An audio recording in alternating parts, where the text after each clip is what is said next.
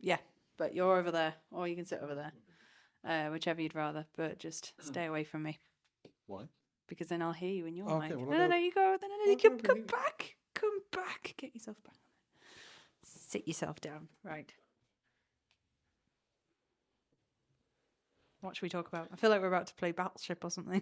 Hey there, creative minds and business enthusiasts. Welcome to Looks Like We Made It, the podcast where we dive deep into the dynamic world of video marketing, content creation, and all things creative. I'm Issy, your guide through this creative journey, wearing two hats, head of production and senior video editor. But I'm not in this alone. Meet the other half of our dynamic duo, my dad Chris, our director and the creative genius behind Howell Media and Howell Training. Together, we're not just a podcast, we're a father-daughter team on a mission to bring you insights, tips, and laughs from the heart of the creative industry. Whether you're a business looking to up your video game or a budding creative hungry for knowledge, this is the place to be. We've got real-life experiences, expert advice, and a sprinkle of anecdotes to keep things interesting. So, if you're ready to unlock the power of video, bespoke content, and training to achieve amazing results, you're in the right spot. Fasten your seatbelts because this is Looks Like We Made It, where we turn creativity into success, one episode at a time. Hello. Hello. What was that? That was my smiley opening part. For those listening and not obviously in the room with me, I just saw Chris do an elaborate arm performance. And That was like smiling visual. That was visual smiling for an audio audience. Can you tell that you're smiling through the microphone? Yes. Happy voices. Absolutely. Yes, because we're being confident. We're confident, aren't we, on our microphones? We on are very confident today. Yes. We're feeling confident, but how do we get so confident? Well, of course, confidence isn't something you're born with. Confidence is something that, like all skills, you need to learn. Absolutely, absolutely. I mean, that's the thing. And that is the topic that we're going to be talking about today. Confidence on camera with no cameras. Thanks for undoing the entire podcast idea. So, yes. So, because with the Howell training element of the business, we have a course in that called All About Confidence on Camera. I thought in this podcast episode that... What? Why are you laughing at me? I'm not laughing at you. I'm just laughing to about your segue there. Your subtle as a house brick. We have a training company, and one of the courses is confidence on camera. Well, I'm allowed to subtly plug it. It's, well, anyway, I'm trying to lead us into the subject. Okay, I'll let you lead away. Confidence on camera, which is arguably one of the biggest reasons people in business or entrepreneurs or whoever wants to be making content. It's one of the biggest setbacks they have when it comes to actually just cracking out their phone and having a go. Absolutely, 100%. And it doesn't matter if it's cracking out your phone and having a go, or you are in front of a big studio setup or anywhere in between. Confidence is something that can be quite elusive.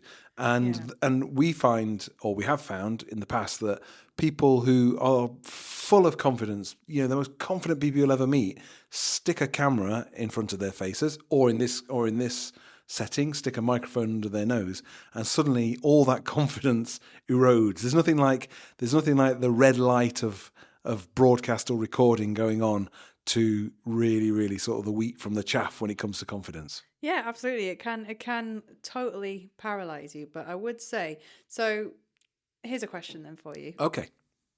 So many a time we've been on a shoot. Yes. And we've had to do interviews for that film. Yes. So if it's for a promo or for a case study or whatever it may be, how many times and what happens when you go up to a person who has to be on the film and they've talked about it, they've been in meetings and they say, oh, I just don't want to do it today. I just don't feel like I can do it. Well, actually, if the person's saying, I don't want it today, do it today, I don't feel I can do it, I'm not very confident, well, in reality, most of the times it's good practice to have done your homework beforehand, and really on the shoot itself, you shouldn't be having that conversation on the shoot itself. However, should you find yourself in that situation where you're on the shoot itself and the talent says, "Oh, I'm feeling not very confident. I'm feeling this. I'm feeling that." The key thing really for the director or for the camera op or whoever's in charge of the shoot is really just to kind of start the process of making them feel at ease, talking about why they're doing it. we don't necessarily say, just imagine everyone's in the nude or whatever. That's not Definitely not on our definitely shoots. not on our shoots. But certainly it's about kind of like making the talent as relaxed as possible, making their responses and their interactions as natural as possible. Because in reality, very few people are good actors, which is why good actors do well out of it, because ultimately people think, yes, I can wing it. Oh, I know this, I know that. In reality, you just look a bit like, you're just making it up as you go along. So I think that from our perspective, we work hard to make sure that people are relaxed, and also not to massively overthink what they're going to say, because that's the other thing as well. Is a lot of people prepare a very detailed script and then they go, right, I know this offhand now. The cameras start running and they don't even know their own name for some reason at that point. Yeah, it's like a paralysis that It absolutely overtakes is. you. I think that when I suppose it is slightly different when you're having a professional production, because the beautiful fix it in post line is that if you have the ums and ahs and the weird sort of sewing machine mouth where it sort of all gets tangled up, like that all gets repaired. Galloping gob As the beautiful poetic way of putting it. But that's something that when we are working on professional productions, that we see people who could barely get a sentence out, and then they watch themselves back and they go, God, I'm eloquent, and God, I really knew what I was saying that day. And that's great, because that's confidence in itself. But there's a lot of people out there that feel like they can't just do the everyday, I'm just gonna get my camera up or hold my phone up and do something. Like, there's less editing to hide behind on those kinds of things. There's less fix it in post elements that you have on there. So I think that's, for me, I think the larger, bigger investments, the bigger productions, people are maybe a bit more confident because, like you said, they're guided by filmmakers and people who know what they're doing. But it's on those everyday things that you just go, I mean, if you're talking about people who would like to make content for themselves on their phones, and they're just not confident enough to do that. Generally speaking, there are two or three things at play there. The first thing is they don't want to or think about what they look like on camera. They physically just don't like the way they look, or perceive that they don't like the way they look. The second thing is that they're worried that they might look wrong or funny or whatever, but also that they might say something that makes them seem foolish, or they might say something that's not quite on message, and they think, oh no, I'm not going to do it then. I'm not going to do it. Or I suppose, the third thing is they're just not that prepared. And I think that, I mean, I always think that confidence is almost like an iceberg, that you only ever see the top bit sticking out. You only ever, ultimately the confidence comes from, confidence starts way before the camera starts rolling, because the confidence starts in like, okay, what am I doing this for? Kind of what's the purpose of it? How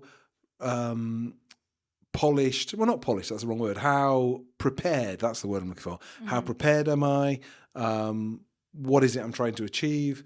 And actually, by writing all these things down beforehand and understanding why you're doing it, what the objective is, what you want the outcome to be in a business sense, then I think already you've got a kind of a bit of a sort of a kind of like, what's the word for? You've already got a motivation in place there. yeah, A spring in your step. That's the word. Oh, That's what I was very fighting. I was fighting with the thought there. And actually, incidentally, just then, when I couldn't get the thought out of my head, that's often part of the reason that people fall over and lose that confidence when they're making their own content, is that they almost like lose sight of the fact it's them talking and think more about it's them on camera. yeah. So like right now, as I'm speaking, I could be not thinking about what I'm saying, but more concerned about the fact that I've got tons of people listening to me on a podcast. And what happens is that kind of takes over. So the same applies completely when you're in a confidence on camera setting. You're thinking, oh, what am I saying? What am I saying? How's this looking? How's this looking? What's this going to look like? What am I going to sound like? And then suddenly the brain bit of your mind that's actually naturally under any other circumstance would deliver the thing stops working because you're focused on not being confident, how you look, how you sound, etc. So kind of getting back to what I said at the start, it's all about preparation and also being calm, being relaxed. Yeah, totally. It's a very physical thing. I think that, well, the key mantra I have in my course with Howell Training on confidence. What does Howell Training have a confidence on camera course? Would you believe course? it? The Howell Training people, aka me, has a confidence on camera course, and this is what I'm going to say is that actually the key line that we have in our course is fear comes from the unknown. Is that yes, you get scared because if you feel any feeling of, oh, I'm nervous about doing this, it's because you're not prepared enough. And often if you get that gut, oh, I'm nervous, I'm not sure about this, I'm not sure about that, it's often because you feel like you haven't quite got grasp of the situation or control of the situation. So what we like to say is when you're feeling that... What we at Howell Training. We at Howell Training, the royal we at Howell Training, what's important to say at that point is that when you get that weird butterflies, nervous, physical feeling of, oh, I don't know if I'm going to do this, and you start making up excuses in your head about why you shouldn't be on camera, that's when every time you feel like that, you should go back to your plan, go back to why you're doing it, who you're doing it for, what you're doing, what you're saying, and just keep that in your head, and all the other thoughts will go out the window. Perfect. The other you got the pointing finger out. I've got my pointing finger out there. My other bit of advice or just an observation, is to start small. A lot of people say, well, I'd like to do a 48 part of me delivering this thing to camera, and I want this and I want that and I want you to do it, and I'm gonna do the first one's going to be 25 minutes long, and actually it's very admirable that that people are going to embrace the big ticket world of video, but actually in reality what you probably ought to do is go, actually I'm going to make a 30-second, 1 minute, 2 minute little piece. I'm just going to see how I get on. I'm just going to give it a go. Keep it really simple. There's no need to go in really big. I think the other thing I was going to say before you got so confident you just carried on with your point is that I think that... Was that arrogant or confident? Well, arrogance on camera is a different course that yet to be produced. But I think that being nervous on camera, because that's what I was saying about the paralysis, is that it's a very physical experience. It's you get the butterflies, you get that tense tummy feeling, you get sort of like your face starts like tightening up and your throat feels tight and everything feels just really tight and nervous. Suddenly your teeth feel really big in your mouth. Yeah, my teeth always feel massive when I'm about to talk, and I feel like I'm wearing false teeth, like you're feeling like you're wearing dentures. You with someone else's teeth. Yeah, and you get I always, because I've had to be on camera quite a lot recently. If you've seen me on LinkedIn, it's because I'm now famous, basically, because I'm always on the blooming thing. But being on camera. Sorry, hang on. Now I'm famous. Now I'm famous. I'm a big fish in a 37 people have seen your latest post. Well, very, very, very important 30 people. But anyway, I've had to be on camera a lot recently, and that's not something that I have done very much of, and it's something that I have to be in front of an actual cinema camera with other people in the office, with an audience, essentially, while I'm doing it. And you do get this feeling of, oh God, I've become really aware of myself and whatnot. But within that, I have the mindset that if I just go for it and go big, go twice as hard as I thought I was going to go for it, don't be timid, just do it, just go wild, throw everything out the window, just have a go, be silly, do whatever feels right. When you get home or later on, let that anxiety come out then. Like, even if you sort of don't feel like you have to do it in the moment, sort of hold on to it and then just sort of do the things that make you feel comfortable afterwards. Do the thing and then go off and have a nice bath or go for a walk or clear your head. Like, hold on to the nerves and then let it go afterwards. Great advice. Thank you. Like that. No, I'm not even gonna make some sort of Because I feel like quick. people will tell if you're nervous, and I think that's another layer of the confidence thing, which is that Well, then they sense, they smell the fear. they smell fear. But They you smell can fear. like people do. There's an energy you give off even on camera, and I think if you just push yourself to be twice as hard, go twice as hard as you thought energy wise, But know your stuff. and throw energy, knowledge, power, all the stuff that you've got at it, and then have the come down afterwards. That's great advice. And I would definitely go back to what I said at the beginning. Confidence is a skill. It's not something you're born with. It's something you learn. And like all skills, the more time you spend on it, the more the easier it'll become. Yeah. I mean, look at those TV presenters and actors and performers and people who do it for a living. They do it for a living because they've been trained. They've had years of drama experience. They've been on the stage. They've been in front of the camera. Like it's not something that they didn't just wake up one day and go, I know, this is what I'm going to go present the Oscars today. It's not like that. So, if you are just wanting to start out making videos and you're a bit nervous about it, just start small. Plan your stuff, know your stuff, and just give it a go. Okay, you mentioned news readers there, so they would use an auto cue. What do you think of a kind of a cheap and cheerful auto cue solution for people? Well, I'm not. Does that make you more confident if you got an auto cue? It makes you more. It's a bit like, what was that? I don't know. Is that the screws falling out of my body? Yes. But what I would say about auto cues is that they are a bit like having stabilizers on a bike. They do make you feel a bit like you don't have to use your brain as much, so you can focus on other things. But there is a downside to using an auto cue, and that is that the way it's spoken comes out a bit more scripted. So you don't get that kind of natural, I've just said this off the cuff sort of energy. But if that's not what you need and you're just conveying information and a lot of information, then an auto cue is great. There is, and I'm pointing now. There is a thing that you can get. So I don't receive any commission for this whatsoever, but on CapCut, if you've ever used CapCut before, it's a amateur and professional video editing software for your phone and your desktop.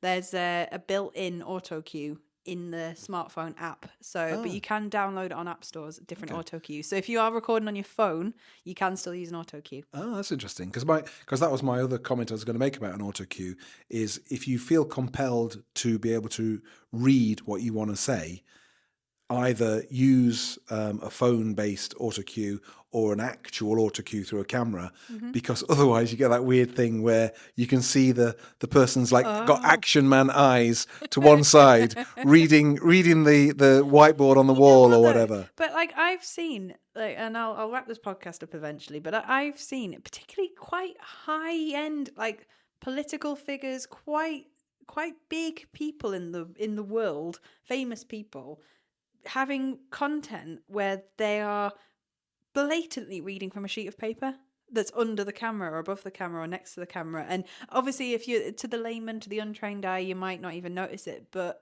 as someone who works with people who have to speak to camera quite a lot, I can see it and it drives me mad. But I would argue that people do notice it. I as you know, I believe people have a sixth sense for quality, and often they can't quite put their finger on. So somebody who perhaps doesn't understand how kind of like how an auto cue or how a delivery to camera situation might be set up would go, there was something funny about that person seemed a bit off, their eyes were a bit weird, perhaps couldn't pin down why, but they knew it was slightly off. And hence my mantra, which is that people have a sixth sense for quality.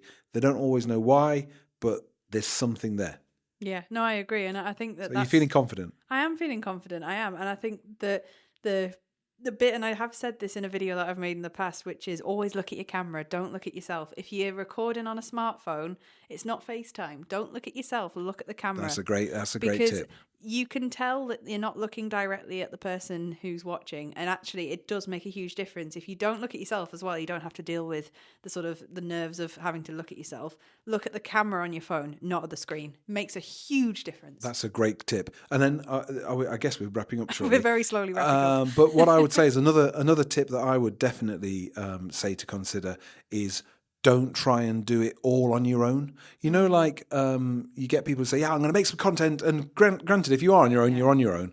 But if you can enlist some help and get someone else to actually just double check the framing looks right, it sounds right, the lighting is right, you look right, and someone even just to press record, it just makes you, as the person delivering the thing, a lot more confident than worrying about, did I actually press record? I don't know.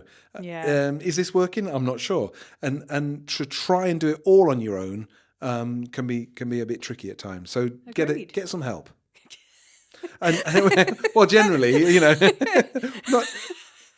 Sorry, just the way you just looked at me there and just went, get some help. Well, yeah, that applies as well. You say that enough. Anyway, so anything from Pedant's Corner? Feeling particularly pedantic today? Anything from Pedant's Corner today? You have talked about your sixth sense for quality, but if there's anything else that's really grinding your gears this week? Well, no, because I just sound like a grumpy old man.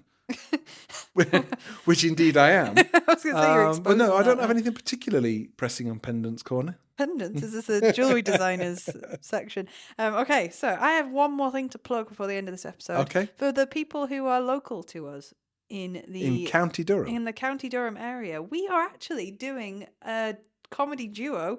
We're doing a performance. We're doing a presentation. Stop it! It's not really a comedy duo. We're doing a presentation all about being podcasters. So we are indeed. If you want to come to Howell HQ at Enterprise House in Barnard Castle on the 8th of May in the morning, we are going to be doing a presentation at that networking group all about being a podcaster. Could I just interject at this point? Though I think there's limited space, and you've just now invited like 10,000 people to come.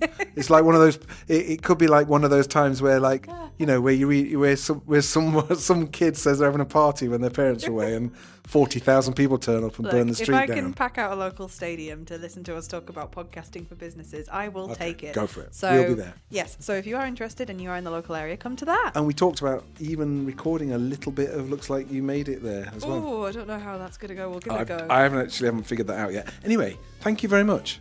We'll see you in a couple of weeks. Thank you. Bye.